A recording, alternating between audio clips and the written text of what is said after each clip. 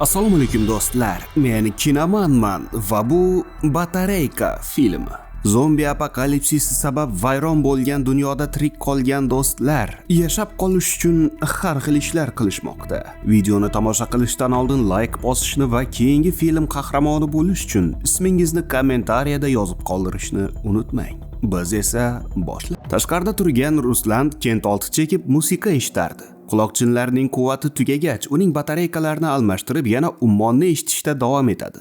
U uyga kirib ko'rmoqchi bo'lganida do'sti Burxon qochish kerakligini aytadi. Burxon ichkarida hayqirayotgan mahluqlarga o'q uzib u yerdan ketadi. Bir necha oy oldin zombi apokalipsisi sodir bo'lgandi. O'shandan beri qahramonlarimiz butun dunyoni sayr qilib yurishgandi. Yo'l-yo'lakay oziq-ovqat va kerakli jihozlarni yig'adigan do'stlar xavfsiz joylarda dam olib, endilikda nima qilishni muhokama qilishardi. Kunlardan birida Ruslan lotereya biletidan $1000 yutib juda xursand bo'ladi, biroq Burxon bu bilet nari borsa ketin artishga yarashini aytib, yaxshisi beysbol o'ynashni taklif qiladi. Yo'lni davom etgan do'stlar o'rmon ichida uy topishadi. Ichkariga kirgan Burxon hech kim yo'qligini ko'radi. Uyda pichoqqa ilinadigan hech narsa yo'q edi va Burxon kechki ovqat uchun baliq ovlashga qaror qiladi. Ruslan esa dadasini uyida o'tirganday barcha ishni do'stiga tashlab qo'yadi. Ertasi kuni yigitcha Burxon o'ldirgan zombilarni ko'rib qo'rqib ketadi, sababi o'rmonda ular bo'lmasliklari kerak edi. Biroq Burxon ular qo'ziqorin tergani kelgan bo'lishlari mumkinligini aytadi. Yana bir qancha vaqt yurishgach, mashina topishadi. Burxon uning eshigini ochgach, ichidan zombi chiqib keladi va uni otib tashlashadi. Bundan so'ng mashinaga o'tirib, yo'lni davom etishadi. Ruslan qachonlardir uchrashib yurgan qizi haqida eslab qoladi va Burxonni unikiga borishga ko'ndiradi. Burxon uyda kimdir bor yo'qligini tekshirib yurganida Ruslan sobiq qizining narsalarini titishni boshlaydi va uning atri bilan haliginisini oladi. Burxon bir qancha kerakli buyumlarni va ratsiya topib oladi. Ruslan esa tish cho'tkasini topadi va nihoyat sassiq og'iz dardidan xalos bo'lishadi. Mashinaning ichini ancha bo'shatgan Burxon u yerni yotoqqa aylantirib, ichini to'shaklar bilan to'ldirishadi.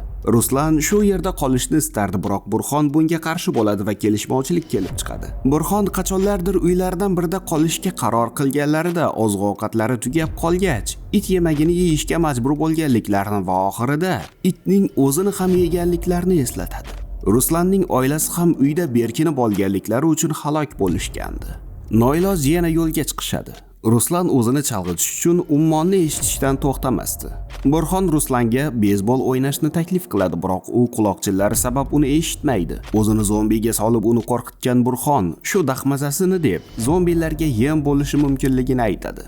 Ratsiyalarga batareyka joylashtirgan Ruslan bittasini Burxonga berib, ularni tekshirib ko'rishadi. Uskuna yaxshi ishlardi, biroq ko'p o'tmasdan boshqa bir tirik qolganlarning ham ovozlarini eshitib qolishadi. Mahliyo ismli ayol va Frank ismli yigit qandaydir lager haqida gaplashisharkan, u yerda juda yaxshi yashayotganliklari haqida aytishadi. Biroz ikkilangan Ruslan ular bilan aloqaga chiqib, ularga qo'shilishga ruxsat so'raydi. Biroq ularga lagerda joy yo'qligini va ularni izlab ovora bo'lmasliklarini aytishadi. Ruslan ulardan tiz cho'kib yordam so'rashga ham tayyor edi, biroq Burxonga vobshim farqi yo'q edi. To'g'ri kelgan joyda tunash va tirik qolish uchun ov qilish joniga tekkan Ruslan esa ortiq bunday yashashni istamasdi. Burxon esa lagerdagilar baribir ham ularni qabul qilmasliklarini aytib, shunga majburliklarini ta'kidlaydi. Ruslan bir necha kun lagerdagilar bilan bog'lanishga urinadi, biroq ular javob berishmaydi. Burxon esa uning yaxshi yashashni emas, aksincha, Mahliyoni ko'zlayotganligini tushunib qoladi. Burxon uning qiz ovozini eshitib, uni so'nggi sohib jamol deb tasavvur qilayotganligini mazax qilib, u aslida qari turshak bo'lib chiqishi ham mumkinligini aytadi. Bu gap esa bechara Majnunning asablarini qitqlab yuboradi. Sal turib ular motel oldida to'xtashadi va Ruslan ichkarini ko'zdan kechiradi. Burxon taxmin qilganiday ichkaridan zombilar chiqib keladi va Ruslan mashinada berkinarkan, u odatdagidek zombilar bilan shug'ullanadi. Bundan so'ng yo'lda davom etishadi va sharshara topgan Burxon nihoyat cho'milib oladi. Mashinada uxlab yotgan Ruslan zombi kelganligidan qo'rqib turib ketadi. U oldiniga ratsiyani olib Burxonni yordamga chaqirishga urinadi, biroq zombining kattagina stolli ayol ekanligini ko'rgach, biroz yengil tortishga urinadi. U endi finishga kelganida zombining boshi chochilib ketadi. Uni yetib kelgan Burxon o'ldirganidi va Ruslanning tayoqchasini ishqalab o'tirganligini ko'rib uni mazax qiladi. Yo'lni davom etisharkan o'rmonda anchagina uylarga duch kelishadi, biroq barchasi bo'm-bo'sh edi. Benzinlari tugagach mashinani tashlab ketishadi. Kunlardan birida qulay o'rindiqli uyga duch kelishadi va Ruslan shu yerda tunab qolmoqchi ekanligini aytadi. Narsalarni joylashtirayotgan yigitcha quloqchinlari yo'qolganligini ko'radi. Tashqariga chiqqach, Burxon musiqa eshitib kamon yasayotganligini ko'radi. Ruslan undan quloqchinlarni berishini so'raydi, biroq Burxon bundan bosh tortib, uyda tunamoqchi ekan, demak, diqqatliroq bo'lishi kerakligini aytadi. Burxon ikkovlari uchun ham kurashishdan charchagandi va u ham bunda yordam berishini istardi. Ruslan esa yosh boladay xafa bo'lib ketib qoladi. Tushlik vaqtida Burxon Ruslan mashinada zombi ayolga nisbatan nima qilganligini aytib, uni yana mazax qiladi, biroq u bunga e'tibor bermasdan yotoqxonasiga boradi. U yana lagerdagilar bilan aloqaga chiqishga urinadi va bu safar ayol javob beradi. Mahliyo u bilan gaplashganligi uchun unda muammolar paydo bo'lishi mumkinligini va lager u o'ylaganchalik yaxshi joy emasligini aytadi. Biroq ko'chada uxlash joniga tekkan Ruslan baribir ham u yerga bormoqchi bo'ladi. Uning noshukurligidan ko'ngli ayniy boshlagan Mahliyo go'shakni qo'yadi. Tongda Ruslanning oldiga chiqqan Burxon uning hali ham sasib yotganligini ko'rib, xavf-xatarni jiddiy qabul qilmaganligidan jahli chiqadi. U uning oldiga bitani qo'yib tashqariga chiqadi va biroz oldin ushlagan zombisining oldiga keladi. U zombini Ruslanning xonasiga olib kirib, eshikni qulflab qo'yadi. Ruslan jon-jahdi bilan uni yordamga chaqirar ekan, Burxon ketini o'zi artishga o'rganishi kerakligini aytadi. Ruslan esa bir amallab zombini o'ldiradi. Burxon u bilan faxrlanishini aytishi bilan Ruslan unga tashlanib qolib ketishidan oldin uni yaxshilab savalaydi. U o'rmonda o'zini yo'qotgan holda turardi. U Burxonga Mahliyo bilan gaplashganligini aytgach, birga uyga qaytishadi. Ertasiga yarashib olgan do'stlar biroz vaqtichog'lik qilishadi. Ruslan o'sha kundan boshlab barcha ishlarga yordamlashib, reallikka ko'nikishni boshlaydi. Kunlardan birida mashinalarga duch kelishadi va ulardagi benzinni olishga harakat qilishadi. Ruslan motorning hali issiqligini payqaydi. Demakki, haydovchi shu yaqin orada bo'lishi mumkin edi. Burxon baqirsa-da hech kim javob bermaydi va u benzin olishda davom etadi. To'satdan Ruslanni garovga olgan Sanjar Arizonaga keta olishi uchun mashina kalitlarini berishlarini talab qiladi. To'pponchasini olgan Burxon esa kalitlari yo'qligini aytib, do'stini qo'yib yuborishini talab qiladi. Burxon Arizonada ham shu yerdagi hol ekanligini aytgach, Sanjar unga benzin, oziq-ovqat va qurol-yaroq berishni va'da qilib, so'zda turmasdan uni qish bo'yi ishlashga majbur qilgan bir guruh odamlar haqida aytadi. Biroq ularning kimligini aytmaydi. U Ruslanga pichoq tiragach, qurolni tushirgan Burxon kalitlar mashinada ekanligini aytadi. Sanjar yigitchani qo'yib yuborib mashinaga o'tiradi, biroq Burxon kalitlar unda ekanligini ko'rsatadi.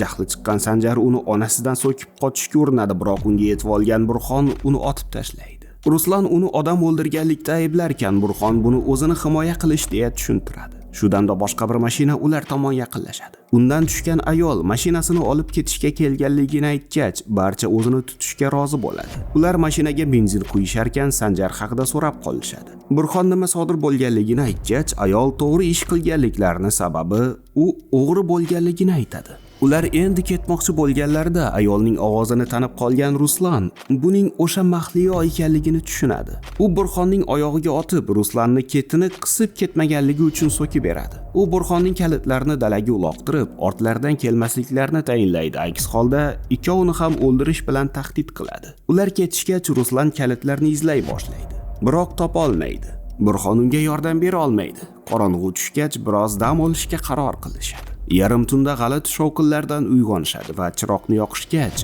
zombilar talpasi yaqinlashayotganligini ko'rishadi. Ruslan mashinadan chiqib qochmoqchi bo'ladi, biroq oyog'i yaralangan Burxon joyidan qo'zg'ala olmagach, Ruslan ham qolishga majbur bo'ladi. Ertasi kuni ham zombilar tekin barra go'shtni tashlab ketishni istashmaydi. Ruslan musiqani baland qo'yib o'zini chalg'itishga urinadi. Burxon esa lyukni ochib bir qancha zombilarni o'ldirsa-da, ular qo'rqib qochishmaydi. Ruslan mashinani yurgizishni taklif qiladi, biroq Burxon u kalitlarni olib kelmaganligini aytadi. Orada yana kelishmovchilik kelib chiqadi va Burxon Ruslanni Mahliyoning jahlini chiqarganlikda ayblaydi. Oradan bir necha kun o'tsa-da, zombilar ketishmaydi. Ularning ho'kirishlari yigitlarni aqldan ozdira boshlaydi va ularning basharalarini ko'rmaslik uchun oynalarni berkitib chiqishadi. Ertaga nima bo'lishini bilmagan do'stlar esa xurmachalarga siqquncha ichib, o'yin o'ynashdan u yoqqa o'tisha olmaydi.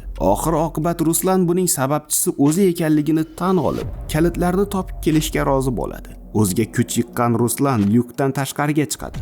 Qo'lidan hech nima kelmagan Burxon esa kutishdan u yoqqa o'ta olmaydi. Nihoyat Ruslan uni chaqiradi va u tezda lyukni ochib uni ichkariga kirgizadi. Afsuski, Ruslan zombi tishlaganligini aytadi. Sarosimaga tushgan Burxon esa ming azobda qurolini qo'lga olib, mashinadan tushishini buyuradi. Ruslan bosh tortgach, Burxon uni otib tashlab, alamidan dod soladi. Bundan so'ng Mahliyoga xabar jo'natib, uni Ruslanning o'limida ayblaydi va agar uni topsa, o'ldirishga so'z beradi. U yana bir necha kun mashinada jon saqlashda davom etadi. Oxir-oqibat bunday yashash joniga tegadi va bu yerdan chiqishga qaror qiladi. U Ruslanning quloqchinlarini taqib tashqariga chiqarkan, zombilar talpasi uni sekingina ta'qib qilishni boshlashadi. Tamom. Do'stlar, tomosha qilganingiz uchun rahmat. Video yoqqan bo'lsa, like bosishni va kanalga obuna bo'lishni unutmang. Keyingi sahnalarda uchrashguncha